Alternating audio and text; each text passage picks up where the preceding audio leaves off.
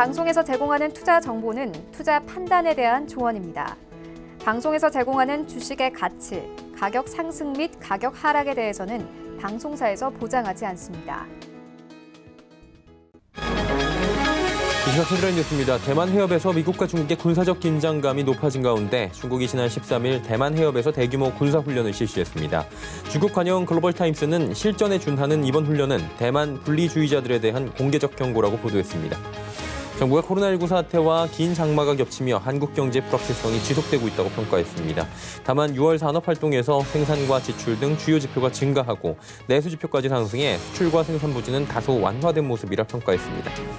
코로나19 확산세가 심상치 않습니다. 수도권 교회, 패스트푸드점, 학교 등에서 잇따라 집단 감염이 발생하더니 신규 확진자 수가 3자리로 올라 정부는 수도권 대상 방역 강화를 검토한다 밝혔습니다. 삼성생명이 보유한 삼성전자 지분 매각 이슈가 재점화됩니다. 법안에 따를 경우 삼성생명은 23조 원, 삼성화재는 3조 원가량의 삼성전자 주식을 팔아야 하는데 그럴 경우에 두 보험사의 주가뿐만 아니라 삼성전자 주가에 영향을 줄 수 있기 때문입니다. 시청자 여러분 안녕하십니까. 오늘장 내일장 출발하도록 하겠습니다. 9거래일 연속 오르던 시장이 일단은 좀 흔들리는 모습이 보여지기도 했습니다. 10거래일째에서 아쉽게 좀 무너지는 모습도 보여줬습니다. 대외 이슈들도 있었고요. 그리고 경기 민감주가 다시금 올라가는 모습도 보여줬는데 그 와중에 아무래도 코스닥 쪽이 더 밀린 건 시젠, 이런 종목들, 진단시약 관련 종목들이 실적 발표 이후에 웃어서 무너지는 부분이 있었기 때문입니다. 현대차 같은 경우에도 고점 찍고 52주 신고가 경신한 뒤에 차익 실현이 나오는 모습도 보여줬습니다. 어쨌든 2,400선은 지켜줬고요. 수급적으로 봤을 때 그렇게 만족스럽진 않지만 일단 증권사에서 계속해서 목표 주가 올리고 있는 상황이고 시장에 대해서는 낙관론이 나오고 있는 상황입니다. 그렇다면 어떤 이슈들에 어떻게 시장이 움직였고 앞으로는 어떻게 또 반응을 할지 참 감잡기 어려운 시장이죠. 하나하나 이슈별로 저희가 대처법을 준비했으니까요. 지금부터 함께 하시면 좋을 것 같습니다. 객장 상황 바로 짚어보도록 하겠습니다. 메리츠증권 강남금융센터 정영훈 과장입니다. 안녕하세요. 네, 안녕하세요. 예, 과장님 지금 객장 상황은 어때요? 네, 우선 최근에 지금 시장이 좀 차익 실현 매물이 좀 나오고는 있습니다만, 그래도 좀 오후장 들어서면서 점진적으로 좀 저가 매수가 좀 유입이 되면서 종목군들 차별적으로 좀 반등이 나타나는 그런 모습 양상이 나오고 있습니다. 네, 그렇다면 오늘 시장을 지금 한마디로 평가를 한다면 어떻게 좀 말씀을 해주시겠어요? 네, 우선 오늘 시장 같은 경우에는 외국인 투자자들의 지금 차익 실현 매물이 지수 하락을 좀 초래하고 있다라고 볼 수가 있겠고요. 현재 이제 국내 같은 경우에는 또 오늘 또 코로나19 확진자 수가 좀 100명대로 좀 급증을 하면서 이 부분이 좀 시장 투자 심리에 좀 악영향을 미친 것으로 보여지고 있습니다. 그렇지만 이제 좀 종목별 또 업종별로 좀 차별화 장세가 나오고 있는 상황인데요. 오늘 이제 시진핑 주석 방안에 대한 기대감에 중국 소비주들이 좀 반등세를 좀 보이고 있는 상황이고요. 그리고 이제 코스닥 같은 경우에는 지금 그동안 이제 많이 상승했었던 제약 바이오 섹터라든지 2차 전지 소재주 중심으로 해서 좀 차익 실현 매물이 쏟아지면서 코스닥 시장 같은 경우는 좀 전 업종이 약세를 보이고 있다는 점이 좀 특징적인 부분이다라고 볼 수가 있겠습니다.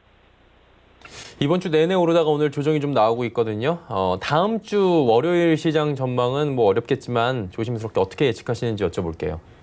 네, 우선 다음 주 이제 월요일은 휴장이고 이제 화요일 날 개장을 하죠. 아시다시피 다음 주 월요일은 이제 임시공휴일이기 때문에 일단은 지금 다음 주 월요일까지 좀 연휴가 이어진다는 점에서 역시나 좀 이러한 연휴를 앞두고서 오늘 같은 경우에는 다소 좀 시장의 좀 불확실성이 좀 증가하고 있다라고 보시면 될 것 같고요. 이번 연휴 기간 동안에 특히나 미중 간의 그 고입금 회담에 대한 좀 불확실성이 좀 남아 있는 상황이기 때문에 이 부분을 좀 확인하고서 다음 주 좀 시장 움직임이 좀 나오지 않을까 싶습니다. 무엇보다 지금 코로나 국내 19 확진자 수가 좀 급증을 하면서 좀 2차 팬데믹에 대한 또 우려감이 재차 크어질 수 있다는 점, 그리고 이제 이번 주를 기점으로 해서 2분기 어닝 시즌이 이제 마무리됐다는 점에서 다음 주 같은 경우에는 좀 종목별로 좀 차익 실현 매물이 좀 출회될 좀 가능성을 좀 염두에 둬야 되지 않을까 그렇게 보고 있습니다. 예, 오늘 말씀은 여기까지 듣도록 하겠습니다. 고맙습니다. 네, 고맙습니다. 메리츠증권 강남금융센터 정영훈 과장과 함께했습니다. 특징주 바로 짚어드리도록 하겠습니다. 정보경 캐스터입니다. 네, 국내 증시는 오늘 양시장 모두 조정을 받고 있습니다. 코스피가 10거래일 만에 하락세를 보이고 있고 코스닥도 2% 가까이 내리고 있는데요. 이 시각 좋은 흐름 가져가는 종목들은 어떤 게 있는지 지금부터 만나보시죠. 이 시각 종목 핫3, 두산중공업, 코스맥스, 진원생명과학 올라와 있습니다. 오늘의 첫 번째 특징주는 두산중공업입니다. 폴란드 플랜트 건설을 수주했다는 소식 전해졌는데요. 이 같은 소식에 현재 5% 조금 넘게 오르고 있고요. 거래가 9,470원입니다. 하루간의 흐름도 확인해 보시죠. 오늘 장 초반에 급등하면서 최고가 1,250원까지 터치한 후에는 상승폭을 조금씩 줄여가는 모습입니다. 지난 10일 두산중공업이 독일 자회사인 두산렌체스와 컨소시엄으로 폴란드에서 폐자원 에너지와 플랜트 건설 사업을 수주했다고 밝혔습니다. 수주 규모는 2,200억 원으로 하루 300여 톤의 생활 폐기물을 에너지로 전환해 12메가와트 규모의 전력과 열을 지역사회에 공급하는 시설인데요. 두산중공업은 전체 프로젝트를 관리하고 두산렌체스는 소각용 보일러와 환경 설비 공급을 포함해 기계 및 전기 시공을 수행하게 됩니다. 다음 종목 만나보시죠. 오늘의 두 번째 특징주 코스맥스입니다. 2분기 실적 호조에 오늘 장중 신고가를 경신하기도 했는데요. 현재는 전날 대비 11% 넘게 오르고 있고요. 거래가 11만 3,500원입니다. 하루간의 등락폭도 확인해 보시죠. 장 초반에 16% 넘게 오르면서 52주 신고가를 경신했고요. 상승폭 줄여가다가 다시금 올라가는 모습입니다. 전날 코스맥스는 연결 기준 올해 2분기 잠정 영업이익이 262억 원으로 지난해 동기보다 99.2% 증가했다고 밝혔습니다. 실적 호조의 주된 요인으로는 헬스앤뷰티와 온라인 고객사의 꾸준한 주문과 함께 손소독제 매출액이 90억 원에 상회한 것을 꼽히고 있는데요. 증권가에서는 코로나19 장기화에도 불구하고 해외 매출의 고른 성장과 생산 효율성 향상으로 수익성 개선이 기대된다고 전망했습니다. 특히 손소독제가 세계적인 필수 소비재로 안착되고 있기 때문에 코스맥스의 수익 구조 개선은 앞으로도 유효할 것으로 기대되고 있습니다. 다음 종목 만나보시죠. 오늘의 마지막 특징주 진원생명과학입니다. 코로나19 백신 임상이 가시화되고 있는데요. 현재는 14% 넘게 급등하면서 거래가 1,400원에 형성돼 있습니다. 하루간의 흐름도 확인해 보시죠. 오늘은 최저가 9,080원부터 최고가 11,150원 사이에서 움직이고 있습니다. 진원생명과학이 개발 중인 코로나19 백신 후보 물질이 연내 임상에 돌입할 수 있다는 소식이 전해졌습니다. 전날 중대본이 국내에서 개발 중인 코로나19 백신 후보 물질 3종에 대해서 연내 임상 착수가 가능하다고 밝힌 건데요. 이 중 하나가 진원생명과학이 비임상 시험을 진행 중인 DNA 백신이죠.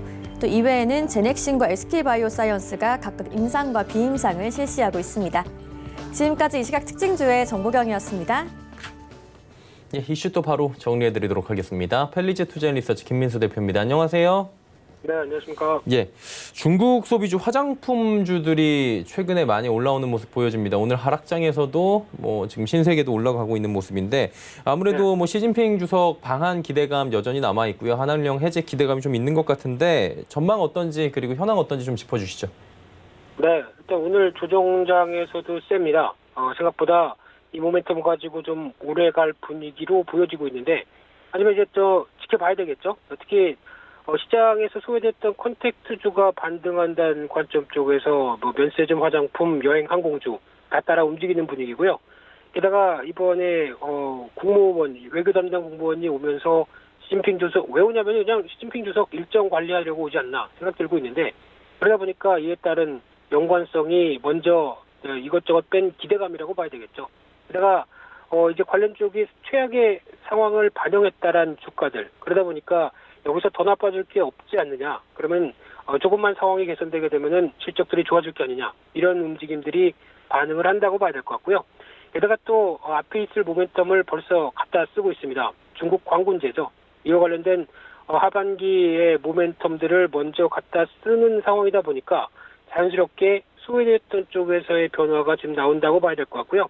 게다가 또 최근에는 나이공이 조금씩 돌아온다라는 얘기가 들리다 보니까 이에 따른 분위기도 한층 더 분위기를 만들어간다고 봐야 될 것 같은데 하지만 특히 이제 최근에 중국의 여러 가지 동향을 본다고 하게 되면 일단 위안화 강세도 조금 더 이어지고 있고요. 게다가 중국 어떤 코로나19가 가장 먼저 안정세를 받았다. 그 이후에 중국의 경제 지표까지도 어느 정도 확인은 했는데 하지만 최근 지표는 약간 좀 부진하죠. 생산자 물가 지수도 다시 하락하고 있는 상황들이고 그밖에 PMI 지수도 확장세로 더 강하지 못하다라고 하게 되면 아무래도 이런 부분을 봤을 때 소비 지표가 연결돼서 더 좋아지겠느냐라는 부분들은 약간 아직은 경계심이 필요하다는 쪽으로 바라보셔야 될 것 같고요. 그래서 이제 화장품주 관련돼서는 일단 실적 흐름들과 같이 보게 되면 아모레퍼시픽 2분기 역시나 부진했죠. 그리고 올해 영업이익도 작년 대비해서는 50% 하락할 것이다 라는 전망이다 보니까 그렇게 썩 좋지 못할 가운데 그나마 부각받는 것은 LG생활건강입니다. 2분기 상당히 선전했죠. 그리고 올해 이 어려운 시절에서도 작년 수준을 유지한다라고 하게 되면 오히려 그러면 벗어난 내년은 어떻게 되냐라는 물음이 나오다 보니까 오히려 주가도 강하게 반응한다고 봐야 될 것 같고요. 또 면세점의 대표주자 호텔신라도 상반기 여전히 부진하고요. 잘하면 4분기에 턴어라운드 될까 말까 하는 수준이기 때문에 일단 지금 자체적으로 기대를 하기 좀 힘들다라고 하게 되면 일단 화장품 면세점주는 순환매 쪽으로 초점을 맞추는 게 맞다고 봐야 될 것 같고요. 그렇기 때문에 지금 뭐 정해진 거 없이 어느 정도 기대감으로 인해서 나오는 주식의 강세다라고 하게 되면 반등시 비중 축소 전략이 유효하겠다는 쪽으로 보고 있고요. 두 번째로 엔터주 같은 경우는 지금 어떤 언택트라든가 컨택트 구분보다도 조금 더 그래도 시장에 맞는 종목이 아닐까 생각이 되고 있는데 왜냐하면 대표적으로 지금 잘하는 게 엔터사 쪽에서 이제 음원 관련주 같은 경우는 콘서트죠. 근데 콘서트 같은 경우는 과거와는 좀 다르게 과거에는 만약에 해외 콘서트가 있다고 하게 되면 장비부터 스텝까지 다 가다 보니까 비용이 상당히 많이 들었죠. 근데 지금은 오히려 어떤 랜선 미팅이나 랜선 콘서트를 하게 되면은 그보다는 훨씬 더 비용, 어떤 티켓 값은 떨어지겠지만 비용이 많이 줍니다. 그러다 보니까 이에 따른 부분들을 생각하게 되면 어떤 이익은 더 늘어날 수밖에 없겠다라고 하게 되면 이 부분도 가장 중요하게 봐야 될 부분이고요. 게다가 이제 영상 콘텐츠 쪽은 스튜디오 드래곤이 실적 양호하게 발표됐고 하반기도 더 좋을 것 같습니다. 그러다 보니까 이제 실적 관련된 쪽에서 정체를 벗어난다라는 관점 쪽에서 부각받고 있고요. 말씀드렸던 음원 관련된 쪽은 그나마 JYP 엔터가 가장 안정적인 실적을 그동안 보여줬다라고 보여지고 있는데 여전히 어떤 국내 아티스트들의 인기가 상당히 유지되고 있다라고 하면 이 부분의 힘은 무시할 수 없다 안쪽에서 주목을 하는데 그러다 보니까 중국 소비주 관련된 쪽에서는 그래도 차별하다라는 관점 쪽에서 엔터주는 오히려 조정시 비중 확대를 유지하는 쪽으로 나가야 될 것 같고요. 그러다 보니까 관련된 섹터 쪽에서 그나마 관심이 가는 쪽은 최근에는 YG 엔터 계속 주의해서 보셔야 될 것 같습니다. 특히 블랙핑크가 28일 날 신곡이 나오고 있고요. 게다가 10월 달에 정규 앨범이 나오면서 또 악동 뮤지션 그리고 신인 트레저라고 하는 쪽이 반응이 좋다라고 하게 되면 이에 따른 어떤 기대감들이 YG 엔터 하게 되면 과거 부진이 생각나죠. 빅뱅이 여러 가지 사고 쳤던 그런 쪽에서 벗어난다라고 하게 되면 오히려 어떤 내년 최대 실적까지 기대했을 때 지금은 조정시 매수하는 게 좋겠다라고 바라보고 있고요. 마찬가지로 또 여행 쪽에서 한 종목 롯데관광개발은 주의 깊게 보셔야 될 것 같습니다. 특히 지금 해외여행 이제 당장 나갈 수 있는 상황들은 아니고요. 그러면 오히려 제주도가 요즘 미어 터진다고 합니다. 그러다 보니까 국내 여행이 대안을 받는데 제주도에 대한 모멘텀이 가장 큰 종목이죠. 특히 제주드림타워의 복합 리조트가 완공되기 시작하면서 이제 어떤 그 파라다이스의 카지노 운영권 그리고 또 하이트 쪽에서 하이트 그룹 쪽에서 나오는 하얏트 그룹이죠. 죄송합니다. 이번에 나오는 호텔 운영 관련된 쪽의 계약을 보게 되면 상대적으로 실적이 빠르면 올해 하반기나 아니면 내년부터는 턴어라운드가 될 수 있겠다는 흐름이기 때문에 이 부분은 계속 주목해서 봐야 될 부분이 아닐까 생각 들고 있습니다. 그리고 지금 2년 2개월 만에 2,400 돌파했다, 2,450도 뚫었다라는 얘기 어제 나왔었는데 바로 오늘 하루 만에 2,400 잠깐 무너졌다가 다시 올라오긴 했습니다. 외국인들이 현선물 시장 매도하다가 선물은 지금 매수로 전환하면서 2,400원 회복한 것 같은데 어때요? 시장 지금 어떤 상황인 겁니까? 일단 지금 시장의 현주소를 잠깐 살펴보게 되면은 일단 예전과 다른 모습들이 글로벌 시장에서 코스피 지수가 떨어지지가 않습니다. 대표적으로 유로스톡스나 상해종합지수, 나스닥 모두 비교해도 하락했다 돌아오는 상승률을 보게 되면 거의 주도권을 갖고 있죠.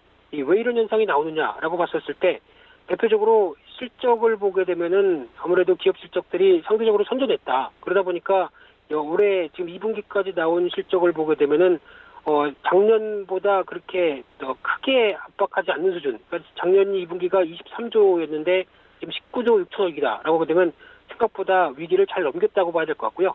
게다가 유동성이죠. 부동산의 자금들까지 증시로 들어온다라는 어떤 여러 가지 시각들, 이런 쪽이 시장을 견인하고 있는데, 또 하나 이제 OECD 경기 선행 지수를 본다고 하더라도 한국의 선전이 뚜렷이 나오고 있습니다. 지금 최근에 나오는 동향을 보게 되면 OECD 평균보다 낮은 쪽이 미국이고요. 그 위쪽에 독일, 그다음에 중국이 위치하고 있는데, 한국은 그래도 상위권 쪽에서 선행 지수에 대한 여러 가지 굳건한 모습들이 나오고 있다는 게 증시에도 반영이 된다고 봐야 될 것 같고요.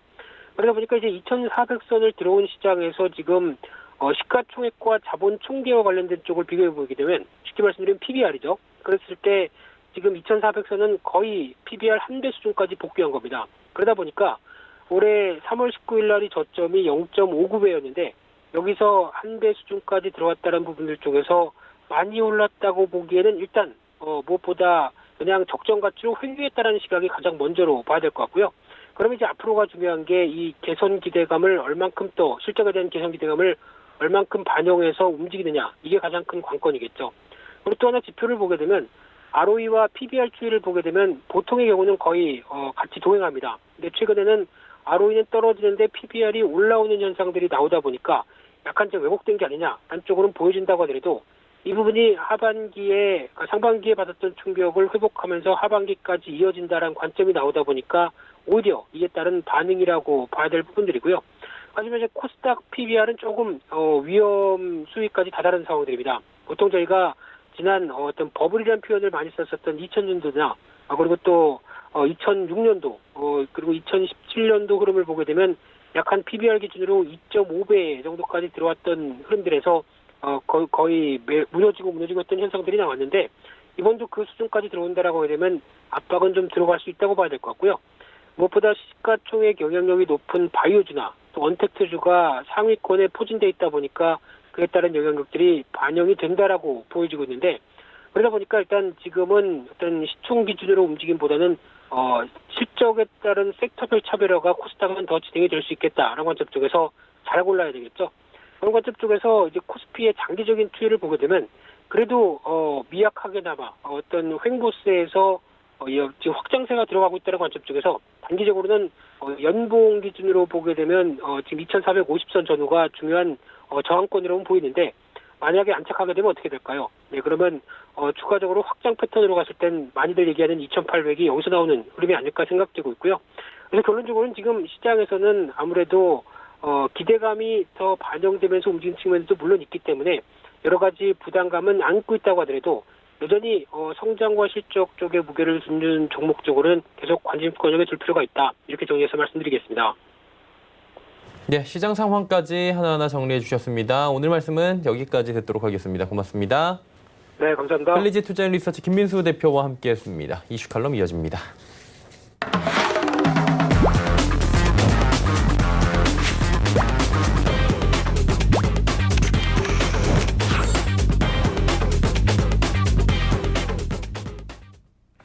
네, 이슈 칼럼 시간입니다. 오늘은 샘플러스의 허반석 전문위원 함께합니다. 어서 오세요. 안녕하세요. 갈팡질팡하던 기술주가 간밤에 또 뉴욕 증시를 중심으로 살아나는 모습을 보여줬습니다. 네, 다우 S&P 내렸는데 기술주는 올라왔고요. 한마디로 뭐 성장주냐 가치주냐, 요즘에 시장에서 굉장히 갑론을박이 강한 상황인데, 그러다 보니까 기술주는 상승하고 있고 여기서 이제 성장주가 가치주로 업종 전환이 좀 이루어질지, 이 부분에 대해서도 많은 분들이 궁금증을 갖고 계실 것 같은데 어떻게 보십니까? 네, 결론부터 먼저 말씀드리자면 기술주 5종목이 있다면 가치주 1주 정도는 이제 가지고 가야 할 때다. 기술주의 시대에서 이제 이번에 발표된 이제 실업 청구 수당만 해도 어느 정도 줄어들었죠, 많이. 그렇죠. 100만 건 아래로 줄어들었죠. 그렇기 때문에 네. 기술주 5종목 정도 있으면 가치주 1주 정도는 가지고 가야 될 때다. 시선이 돌아오고 있다라고 말씀드리고 싶습니다.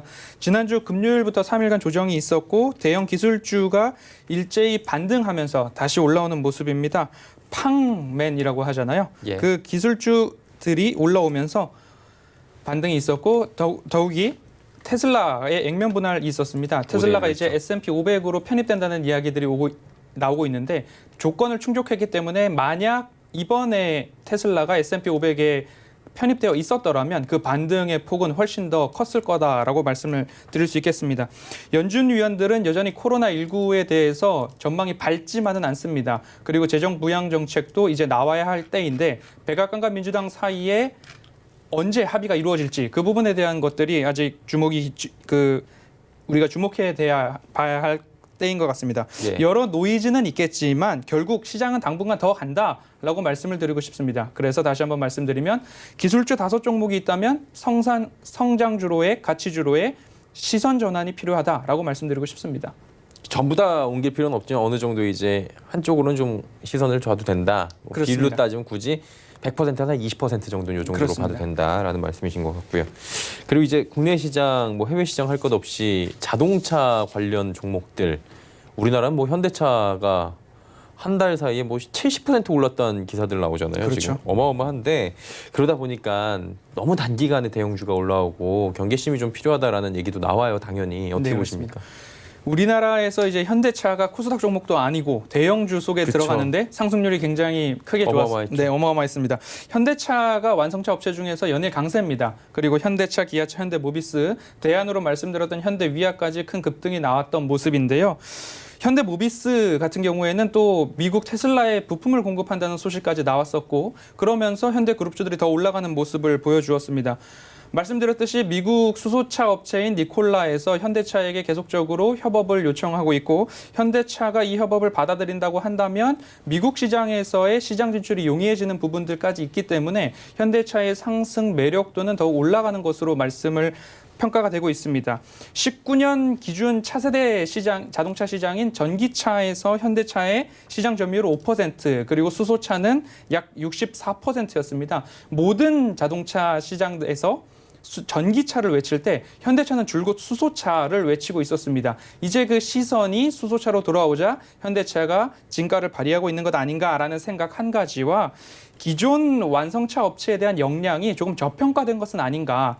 오히려 니콜라나 다른 전기차 업종, 신생 업체들에 대한 성장성에 더욱더 주목이 되어 있는 바람에 현대차가 원래 하고 있던 일들, 원래 하고 있던 사업, 원래 하고 있던 실적들을 이루고 있었지만 신생 업체들에 비해서 조금 소외됐던 것 아닌가, 우리들의 시선에서 소외됐던 것 아닌가라는 그 대결 구도에서 현대차가 다시 원래 하던 모습을 이제 투자자들로부터 받고 있는 것으로 보여집니다. 2분기에 빠른 실적 회복이 있었고 글로벌 경쟁사들이 코로나19 때문에 부진했었고 하지만 현대차는 하반기에도 신차 출시를 앞두고 있기 때문에 조정은 줄 수 있으나 앞으로의 전망은 밝다라고 말씀을 드리고 싶습니다. 그러니까 뭐 조금 전에 니콜라 테슬라 얘기해 주셨으니까 테슬라 얘기로 그럼 바로 넘어가 볼게요. 이게 잘 봐야 되는 부분이라고 하는 게 테슬라가 그동안에 워낙 많이 올라왔잖아요. 네, 뭐 S&P 충족 요건까지 지금 4개 분기 연속 흑자 나오고 있고 잘 가요. 근데 잘 가는 건 잘 가는 건데 또 액면 분할 얘기가 호재로 받아들여지면서 또 주가가 급등했단 그렇죠. 말이에요. 이거는 본질적 가치하고는 조금 다른 거잖아요. 그렇죠. 접근성이 좋아지는 거죠. 접근성이 용이해지기 때문에 주식이 활발하게 거래가 되고 그렇습니다. 이로 인한 기대감으로 오른 거잖아요. 그렇습니다. 좀 쪼개서 보자는 얘기도 있는데 어떻게 보십니까? 전기차 열풍이 그렇지만 더 갈 것으로 예측을 하시는지. 테슬라 같은 경우에는 워낙 투자자분들도 많이 알려져 있고 많이들 공부를 하시고 있고 그렇기 때문에 테슬라에 대해서 공부를 워낙 많이들 하고 계시기 때문에 그쵸. 최근 소식을 한 가지 전해드리고 싶습니다. 테슬라가 이제 15일 배터리데이 행사를 열게 됩니다. 배터리데이에서 전고체 배터리라는 것을 발표를 한다라는 보도들과 리포트들이 쏟아져 나오고 있습니다. 전고체 배터리라는 것이 무엇이냐? 삼성 SDI나 LG화학에서 만들고 있는 배터리는 리튬 이온 배터리입니다. 그런데 전고체 배터리는 꿈의 배터리라고 불리면서 이보다 2배 이상의 수명을 지닌 100만 마일 배터리, 전고체 배터리, 꿈의 배터리라고 이야기를 합니다. 100만 마일 배터리라고 하면 우리나라로 160만 킬로미터 정도의 수명을 지닌다고 하는데요. 테슬라는 이제 전기 완성차 업체에서 배터리 시장까지 재패해보겠다는 그런 큰 그림을 가지고 이 시장을 바라보고 있는 것 아닌가라는 말씀을 드리고 싶습니다. 테슬라와 중국의 CATL에서 이제 공동으로 전고체 배터리를 만들었는데요. CATL 청위친 회장은 100만 마일 배터리의 양산 준비가 끝났다라고까지 선언을 해버리는 바람에 이 시장이 어떻게 이어져 갈지 그리고 테슬라의 주가가 어느 정도 영향을 받을지가 주목되고 있습니다.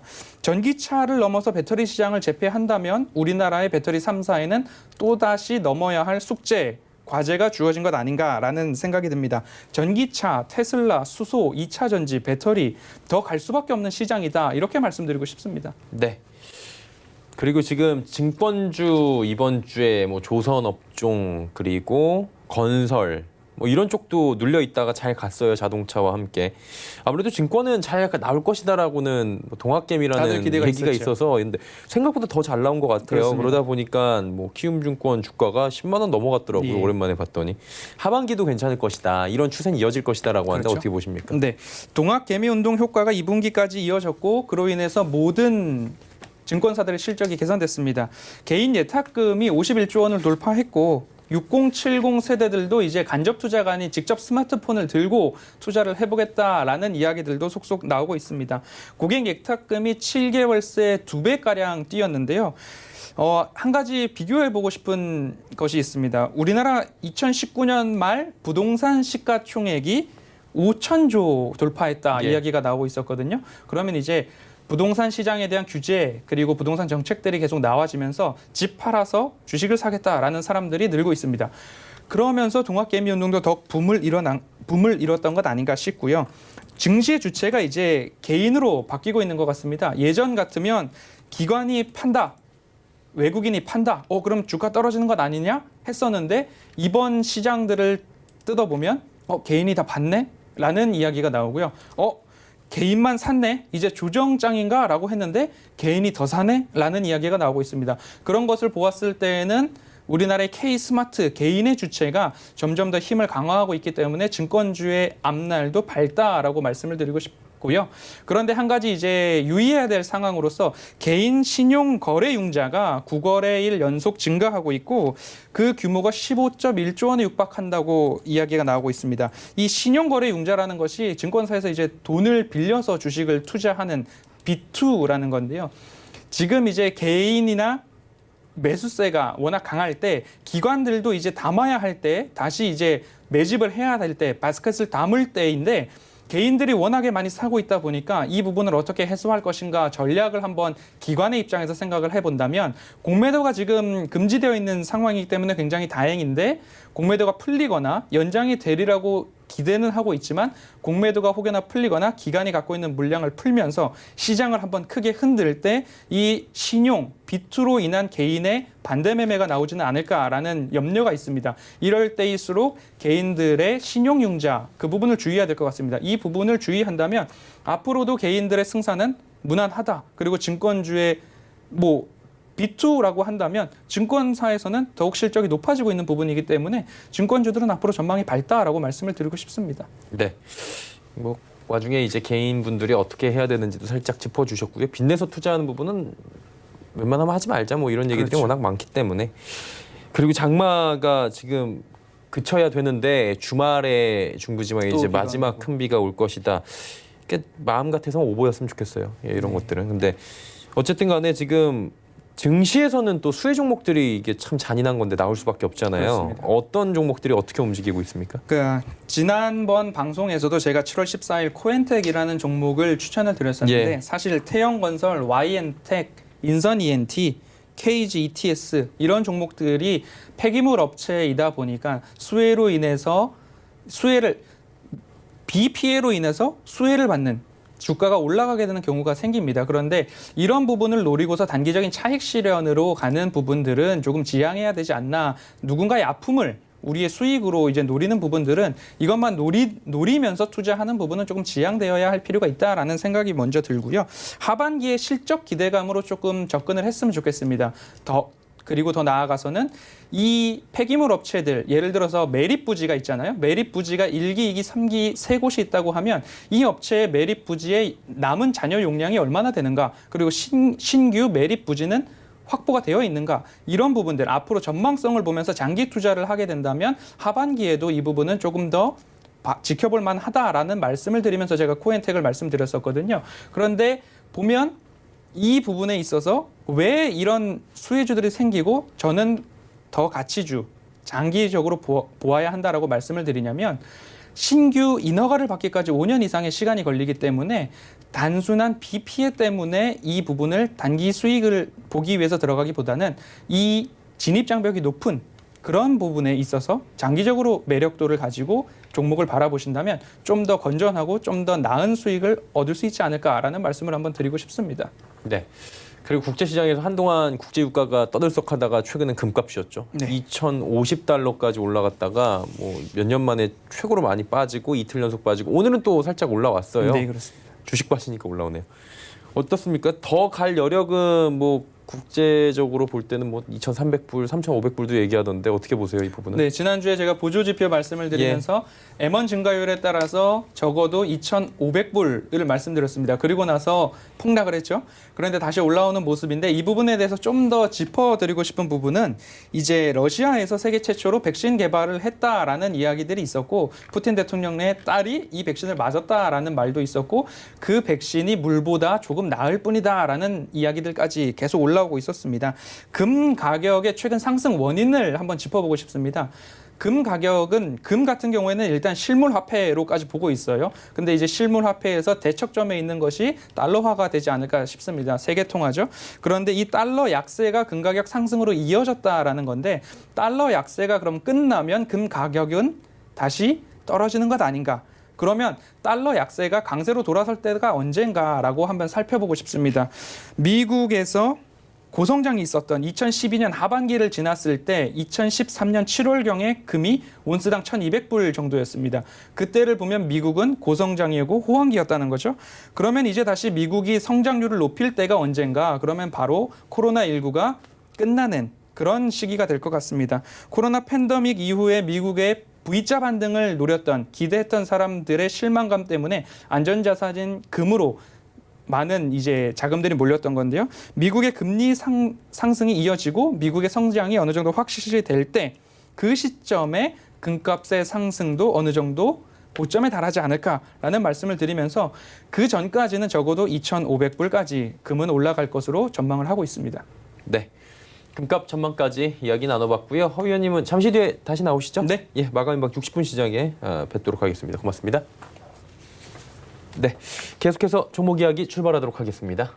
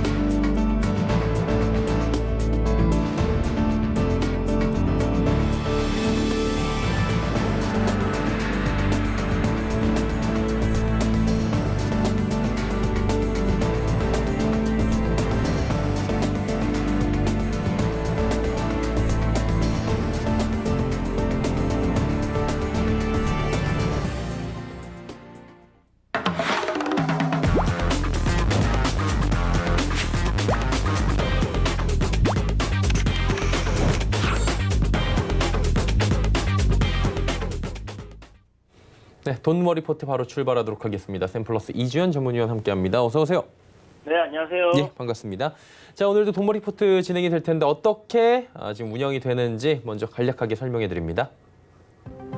자, 편입 매수가 지정가입니다. 5종목 넣을 거고요. 목표가 수정은 총 3회 저희가 제공해 드립니다. 오늘도 2종목이 소개가 됩니다. 그중에 한 종목을 시청자 여러분께서 직접 투표해서 선정해 주시면 저희가 포트폴리오에 넣도록 하겠습니다.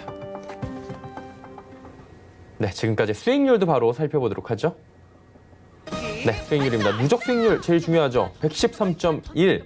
큰 변동은 어제와는 없네요. 자, 보시면 5종목 중에 4종목은 목표가 달성으로 빠져나갔고요. 한 종목은 손절가 터치했습니다. 다음 보겠습니다.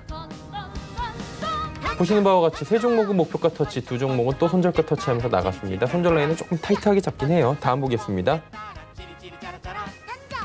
유니온부터 한국카본까지 한국카본만 포트에서 제외가 됐네요. 다음 보겠습니다.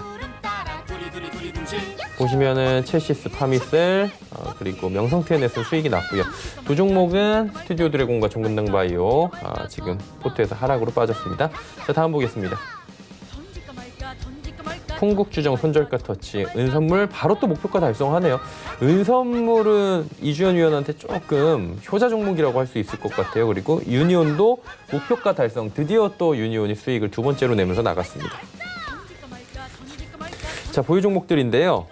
보시는 바와 같이 현재 다 마이너스인 이유는 플러스 종목들이 목표가 달성하면서 순식간에 빠져나간 부분이 있고요. 나머지 종목들은 아직 운영 중인데 이 부분 AS 바로 하도록 하겠습니다. 예, 은선물은 바로 또 이렇게 빠져나가면서 기분 좋게 마무리가 된 것 같고요. AS부터 포트폴리오부터 해볼까요? 네, 지금 세 종목 포트폴리오에 남아 있는데 코롱 생명과학이 정말 좀 이렇게 말하면 그렇지만 좀 짜증나는 흐름이다라고 말씀을 드려야 될 것 같아요. 뭐 아직 괜찮긴 합니다. 지금 보시는 것처럼 이 저항 추세대 위로 돌파를 못하고 있는 모습이긴 한데 저점을 이렇게 이제 또 이탈을 안 하고 있는 모습이고 손절가가 이제 31,000원이죠. 31,000원 여기 이탈 안 한다면 한 번 정도는 들어 올릴 수 있다 생각이 드는데 제가 어저께 시장 얘기를 한번 드렸잖아요. 시장 얘기를 드렸던 이유가 좀 약간 위험한 부분이 있다라는 생각이 들었기 때문에 이제 얘기를 드린 건데 오늘 장이 좀 조정을 받으면서 전체적으로 지금 계속 시장에 영향을 받는 그런 모습을 보이고 있습니다. 그래서 코롱생명과학 같은 경우는 손절가 이탈하고 뭐 여기 전점 부근인 3만 원 부근 여기를 깨지 않는다면 또 상승 가능한 부분도 있거든요. 하지만 일단 손절가 이탈하면 이 종목은 일단 나중에 이 저항을 돌파하고 난 이후에 다시 한번 공략을 하든지 뭐 그런 식으로 접근을 해보도록 하겠습니다. 그리고 현재는 이제 손절가 이탈이 안 나왔으니까 보유하시면 되겠고요. 에코바이오인데요. 에코바이오 역시 이제 수소 관련 섹터들 지금 바닥권에 있는 애들은 시세가 이제 굉장히 강하게 터지고 있는 상황인데 이 종목 약간 좀 지지부진한 모습이에요. 오늘 이제 금요일이기 때문에 주봉을 보게 되면 5주선을 이제 돌파하는 모습이 나오고 거래량도 괜찮기 때문에 다음 주쯤에는 시세가 한번 나올 가능성이 좀 높다고 생각이 들거든요. 시가 월요일 날은 이제 휴일이니까 화요일부터 시가가 올라서 출발해 준다면 종목 역시 좀 강하게 치고 올릴 가능성이 높다. 9,100원에 지금 저항이 계속 만들어지고 있는데 이 저항을 갖다가 굉장히 좀 갭으로 돌파하든지 강하게 돌파하는 그런 흐름이 나와준다면 신고가 갱신을 하는 흐름으로 갈 가능성이 좀 높다 이렇게 생각을 하시면 될 것 같습니다. 역시나 손절가를 드리는 이유가 이제 손절하시라고 드리는 거죠. 그러니까 손절가 부분은 좀 잘 지키셔서 포트폴리오 따라오신다면 무난하게 수익이 나실 거라 생각이 들고 어저께 추천드렸던 이제 러셀인데 이 종목을 드리면서 윤석열 관련주라고 얘기를 드렸고 바닥권에서 이제 움직이는 종목이고 나중에 이제 한번 순환매가 돌면서 움직일 거라는 생각을 해서 드렸습니다. 어저께 드리면서 오늘 음봉으로 거래량 없이 나올 수 있다고 했는데 역시나 좀 그런 형태로 지금 만들어지고 있고요. 대선 테마라는 대선 테마라는 부분에서 여러분들 보시게 되면 현재 대선 테마들 같은 경우는 제가 며칠 전부터 대선 테마 계속 봐야 된다라고 말씀을 드렸잖아요. 지금 보시면 뭐 KNN 상한가가 있고 동일 고무벨트 상한가가 있고 서영 같은 경우는 뭐 어마어마하게 상승이 크게 나왔고요.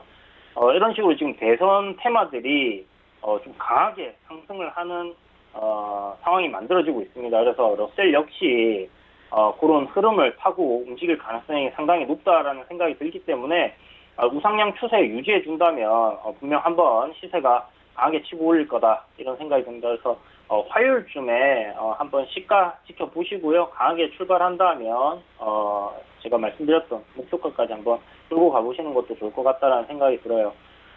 오늘 음봉이니까 추가적인 매수 관점으로 접근을 하시는 게 맞다 생각이 들고 이 종목은 뭐 스마트 팩토리 관련된 종목이기도 하고 하니까 기업 실적 좋고 무난합니다. 그래서 좀 지켜보시면 좋을 것 같고 대선 테마로 접근한다면 지금 저점 매수 구간이라 생각이 되니까 매수하셔서 좀 길게 보시는 것도 괜찮겠다 이렇게 말씀드리겠습니다. 네, AS 듣고 왔습니다. 그렇다면 오늘 소개해드릴 종목들 말씀을 해주셔야 될 것 같은데요. 어떤 종목들인가요?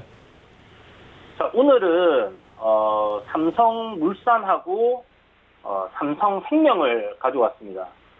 둘 다 이제 대형주고요. 시총이 굉장히 큰 종목들인데 삼성물산과 삼성생명 이슈는 둘 다 똑같아요. 이제 뭐 이번에 그 삼성생명 관련해서 보건법 개정안 문제로 인해서 지분 구조 변경되는 그런 이슈가 있다, 이렇게 생각을 하시면 될 것 같고요. 좀 이따 설명드릴 텐데 한번 그 전에 숙소를 해주시면 재밌을 것 같네요.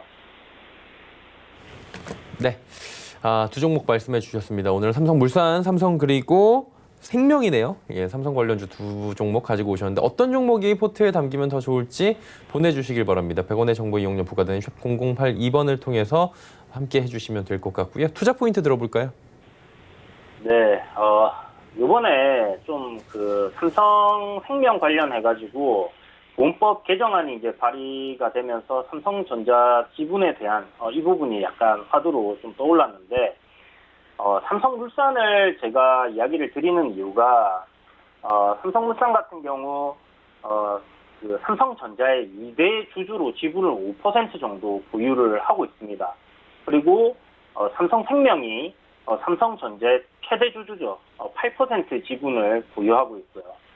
그런데 이번에 보험법 개정안이 이제 발의가 됐는데 이게 뭐 통과될지 안 될지는 모르겠지만 통과가 된다 하면 삼성생명이 보유하고 있는 지분 8% 중에 한 5% 정도를 처분을 해야 되는 상황이 발생을 해요.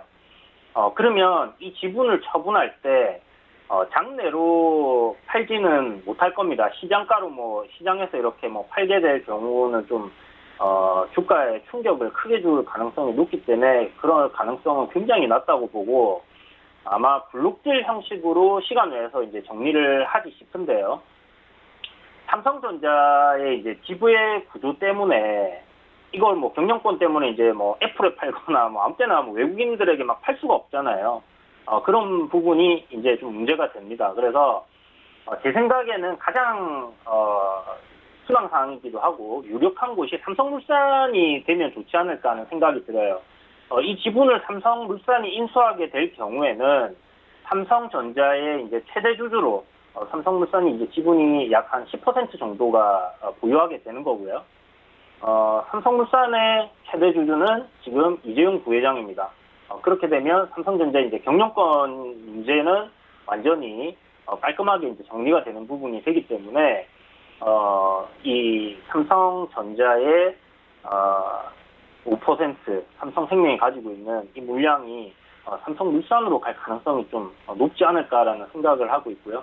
물론 이 금액대가 20조라는 이제 거액이 들어가야 하는 상황이기 때문에 좀 현실성이 떨어질 수 있다고 할 수 있어요. 하지만 뭐 경영권 이재용 부회장이 이제 경영권 삼성전자 경영권 방어 측면에서 가장 이상적인 방법이라고 생각되고 삼성생명이 이번에 보험법 개정안이 이제 발의되면서 그동안 삼성전자의 지분을 갖고 있던 게 뭐 팔지 않을 거니까 하는 부분 때문에 부각이 안 되고 있다가 지금 이 가치가 부각되면서 삼성생명이 이제 급등을 했습니다. 삼성생명이 이제 이런 부분 때문에 급등을 하고 오늘 이제 눌림이 나오고 있는데 20조 원의 자금이 이제 생기게 되는 거잖아요. 만약에 통과가 될 경우에는 이 기대감이라는 건데 결국은 20조 원의 자금이 생기면 이 자금을 이제 배당으로 돌릴 가능성이 높지 않냐라는 얘기가 지금 이야기가 시중에서 계속 나오고 있어요. 그러면 삼성생명의 2대 주주가 역시나 삼성물산이란 말이에요.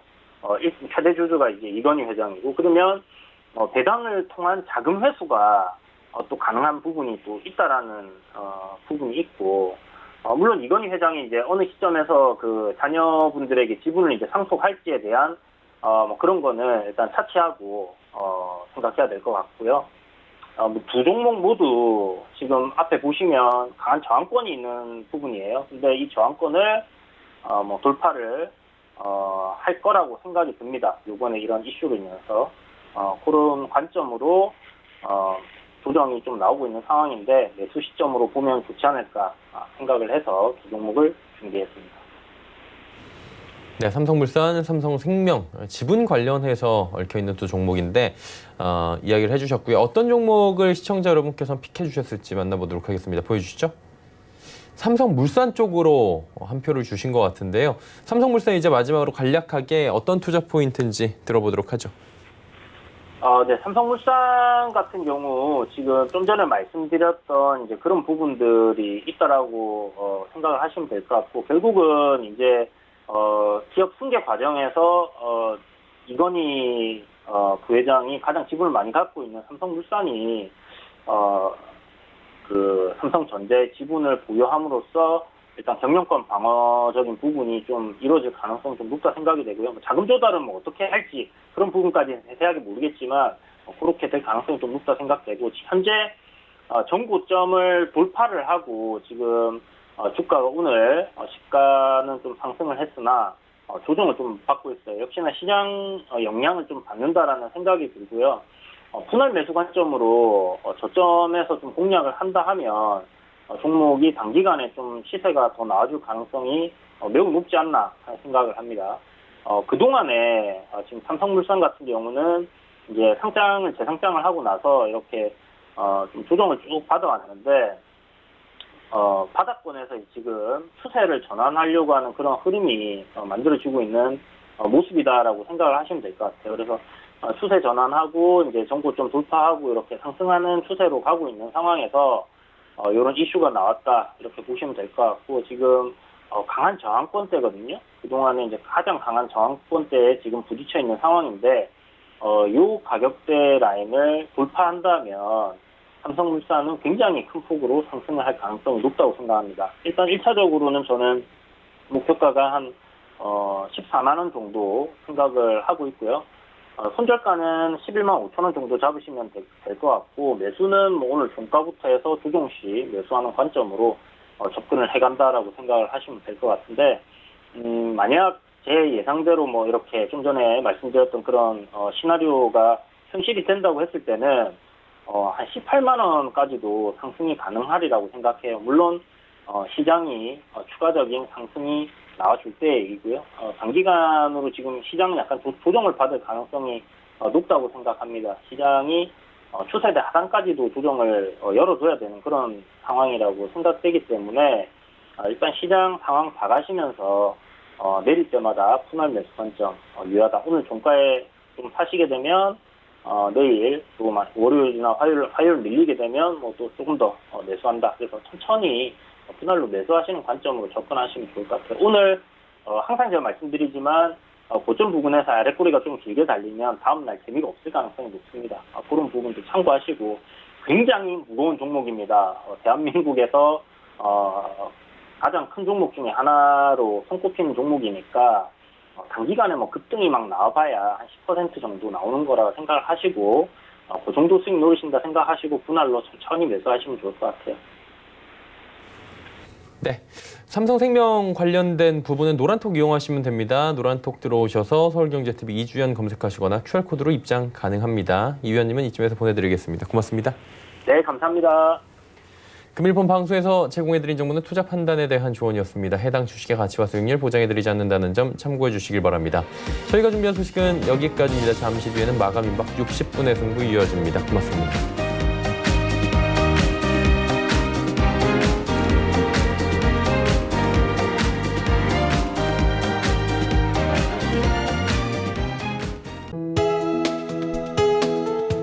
방송에서 제공하는 투자 정보는 투자 판단에 대한 조언입니다. 방송에서 제공하는 주식의 가치, 가격 상승 및 가격 하락에 대해서는 방송사에서 보장하지 않습니다.